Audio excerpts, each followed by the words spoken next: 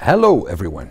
It is great to see all of you coming together, although digitally, to discuss one of the greatest challenges that we face in the coming years, and that is the transition from oil and gas to renewable energy.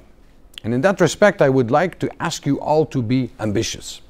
Ambitious when it comes to setting goals, and ambitious in finding new ways to meet those goals. There is nothing we can achieve if we set our minds to it.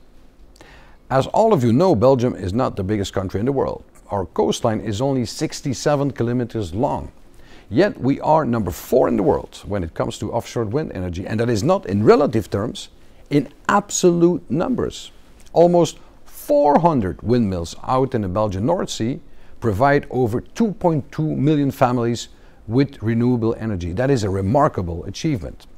But that's not a reason to be complacent. On the contrary, it will motivate us to set an even more ambitious goal and find faster ways to achieve it. Because by 2030, we want to double our capacity.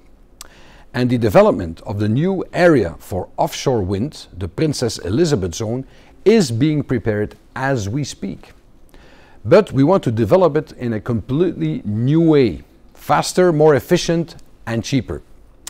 That is why the government will carry out and bear all the costs of the study work in advance.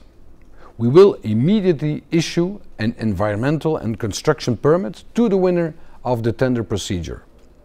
Currently, not less than 24 studies are being conducted to make sure we minimize the environmental impact.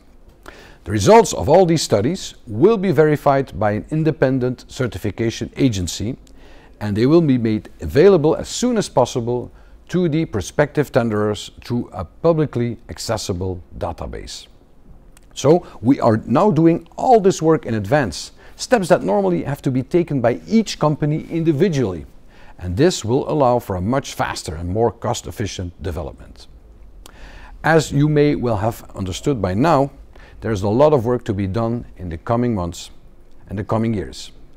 And a lot of questions remain to be answered before those new windmills can start producing green electricity. But I can assure you that our work at the federal level is currently on track. And I'm very delighted that today you exchanged views among experts on how data can improve the innovation in the offshore wind farm sector.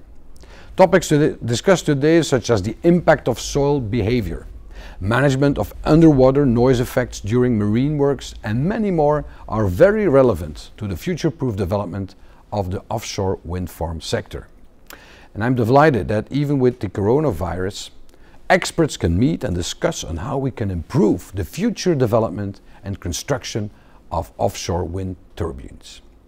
Therefore, I would like to thank the organizers of these Belgian Offshore Days. In particular, the Belgian Offshore Cluster, the Blue Cluster, the Pont West-Vlaanderen and the Port of Ostende. Time to get to work and start making these windmills a reality very soon, so we can harness the power of the wind even more. Let's make it happen, all together.